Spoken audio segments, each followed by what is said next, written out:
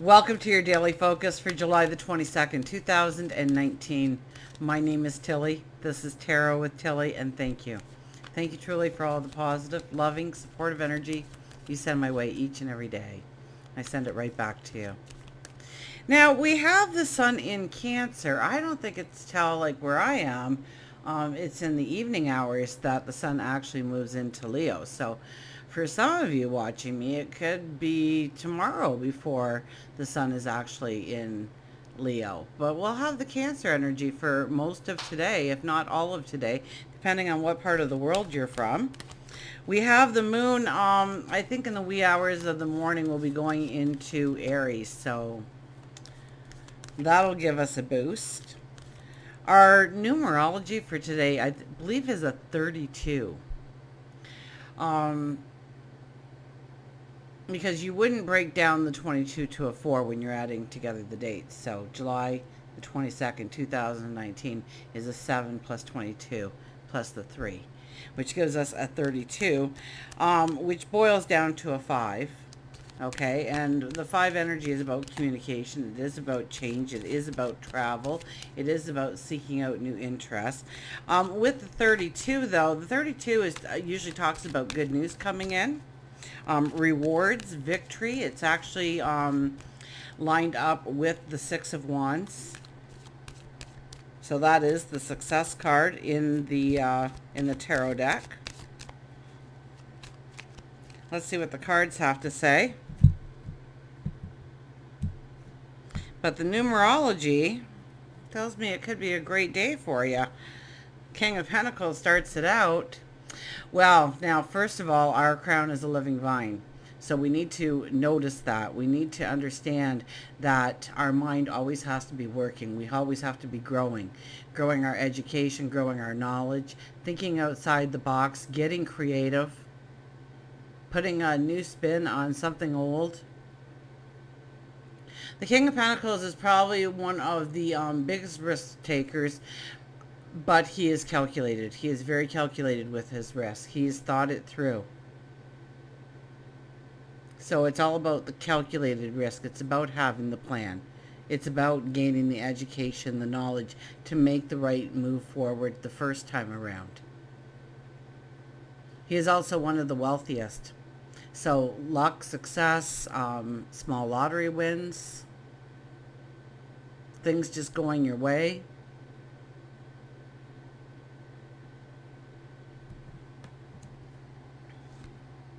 The Justice card. Wow, strong day. The Justice card appears. Now, the 22 energy, I apologize to anybody born on the 22nd, because not that you won't be successful. You will be successful beyond your wildest dreams. But it takes the commitment. It takes 110% commitment. People usually born on the 22nd have to work twice as hard, if not 10 times as hard, as everybody else in order to gain the same ground. And it's their determination, it's their commitment that make them successful. This is very much about cutting out the things in our life that weigh us down, that burden us, that pull us backwards. It's about releasing anxieties and fears, so that we can turn around and we can walk up those stairs. We hold that sword very firmly in front of us.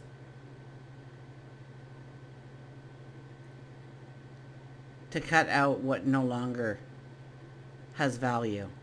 It could be cutting cords. It could be cutting cords with somebody or something that has become too dependent on you, or you have become too dependent on it.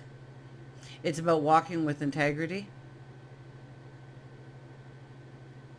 So be careful if you have maybe exaggerated a titch or spun a tail, because this is where you could get called out too. Following the King of Pentacles, very easy. Where we have been wasteful or where we have exaggerated, those kinds of things. And it's only to show us the lesson. In order for us to go forward, in order for us to grow, in order for us to transform. King of Cups, wow. Two kings and the justice card. No, the kings are actions. Kings are doers. They are also some of our highest diplomats in the deck. Some of our highest intuitives in the deck. The King of Cups is about having fun. It's about learning and travel and joy. The King of Cups, regardless of the deck, I always see him as, just, okay, take the picture already. Let's move on. I want to have fun. I want to go on the adventure. I want to step into the opportunity. So he's looking very casual here. He is looking like he is ready to go. He's having a drink. Most of our kings are very polished. And it's not that he isn't polished. He just knows that when he's right, he's right, he's right. And he doesn't have to be as polished because he's right. And that's kind of where we can kind of be today, if we are staying with our integrity. If we are dedicating ourselves 110% to our future goals. And that might mean cutting out some things in our lives today, removing some things in our lives today. But with the King of Pentacles being the very first card, you could get that aha moment. You could get that epiphany. Remember that the lunar eclipse was all about epiphanies. And that energy is going to last right up until almost the new year. So get excited about the things that are popping into your mind. Carry around a pencil and a piece of paper because you want to write these things down. Thinking outside the box, getting creative, and calculated risk. So even if you're stepping into something new, I think it's been twirling around on the back burner for quite some time. You've added information, you've taken out, you've added, you've taken out. And we could be revamping the plan even more because Mercury is in retrograde. It has just gone back into Cancer. So we are revisiting some of that energy and we are going to be coming back over this. So decisions don't have to be today, although with two kings and the Justice card, I think decisions are more likely today than they would be another. Two kings, I would have to say we're craving action. We're craving excitement. And with the Aries moon, that's only going to push us even further into that mode, into that feeling, into that energy. So, don't worry so much if you are challenged in some way today, because I kind of got that too. But don't take on more than you can handle as well. Two kings, it kind of tells me that we take ownership of things and we'll handle this and we'll do this and we'll make it right and we'll go to war and we'll, be careful that you're not giving too much of yourself away today. Make sure that you're not taking on too much so that you get frustrated down the road because you just can't keep it juggling in the air that long.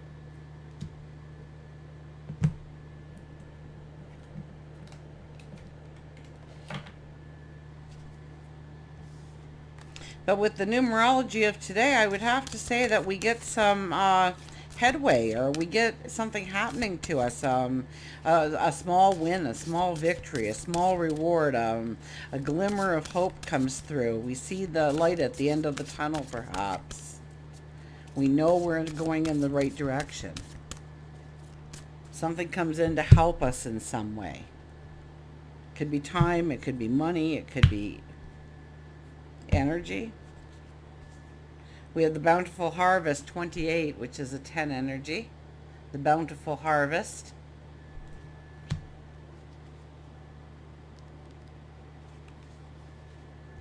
You have access to the infinite source of love and resources provided by Mother Nature and the universe. There are no demands, requirements, or conditions that affect your ability to access the supply. This is a wonderful reminder and the absolute truth pertaining to the abundance that is available to you. Grant your abundance the opportunity to flow into your life. It will reshape your perspective. It will strengthen and nourish you. This phase holds a plenitude of affluence and fertility. You are lucky and blessed. Yeah, I think it's going to be a great day. Be open to it. Go with the flow. Don't let things get you down, because I think there is some kind of challenge, and that could just, throw us in a whole different perspective of the way things are going. So keep looking for the abundance that's already yours. That what you want is already available to you. And to give it permission to come into your life today. Let's get an animal here. Our higher intuition cards. I do list all the decks that I use, usually in the and usually in order. Somewhere in wherever the box shows up with the information.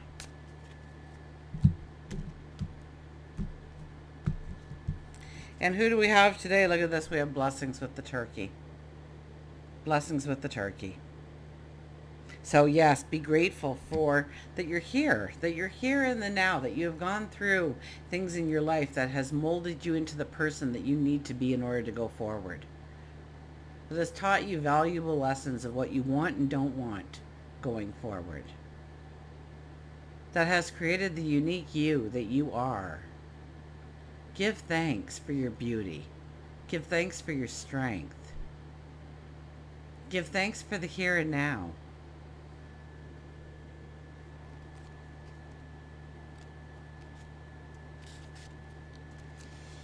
Blessings, gratitude, and thanks. Feeling gratitude and not expressing it is like wrapping a present and not giving it. It's a perfect opportunity to create peace within your soul so that gratitude is pure and there is forgiveness from the past by looking at the now and then creating the future. So maybe that's the cutting away, maybe that's the release, maybe that's the burden holding on to us. And this is asking us to just give forgiveness for the past. And you don't have to. People always say, I'm never going to forgive them. Well, forgive them for being such an idiot that they didn't know how great they had it with you. Forgive them for that at least. Because the more that you keep into the intention of what they did or how they hurt you or what you had to go through, they still have control. And so by giving that forgiveness, it allows you to close a chapter. It allows you to go forward. It allows you to cut that tie, cut that cord, so that you can go forward. That you're not still strapped energetically with that person still giving them your power.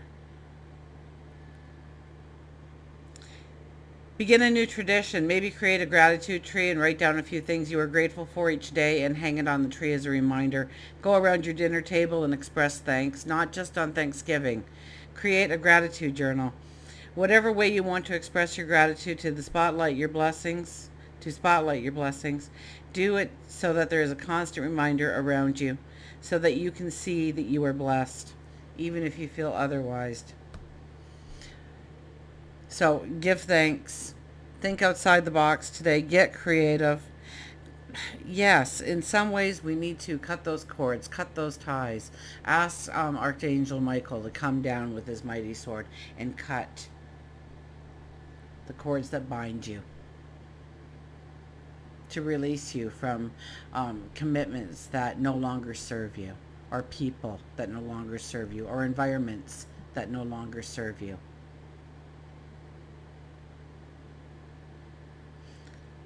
And get ready for your tomorrow. I mean, we end with the King of Cups here on the spread. So, we stand with integrity. We commit to ourselves 110%. And we go out and we conquer. And we go out and we have fun doing it. And it all starts with you. So just know how special you are, please. Until we meet again, remember, I do love you. Who wants an update of Dylan? Dylan is doing very well. Dylan is doing extremely well, actually. I can go off leash with him almost everywhere. I use certain cues and commands. I talk with my hands as much as my voice, so that if he can't hear me but he can see me, or I'm not getting the words out because I'm like, oh my gosh, what's happening? He knows, so he knows sit and he knows bring the ball back. And um, a lot of people gave me great advice, and one of them was to tucker Dylan out a little bit so that I could get rid of his energy, so that I could actually get him to look at me and pay attention to what I was trying to teach him. And it's working, although I'm just as exhausted. Just don't tell Dylan. But he's listening very well. He's doing very well. He was gobbling his food at the beginning, like he wasn't going to get any more food. He had to eat it all. And two days now in a row, there's been food left after he's gone to eat. So that tells me that he's starting to relax a little bit. It was kind of funny. I was down at the creek, down at the end of the property, and I had him with me, and it's so funny because he doesn't really like the water, but he thinks it's kind of neat, this water thing.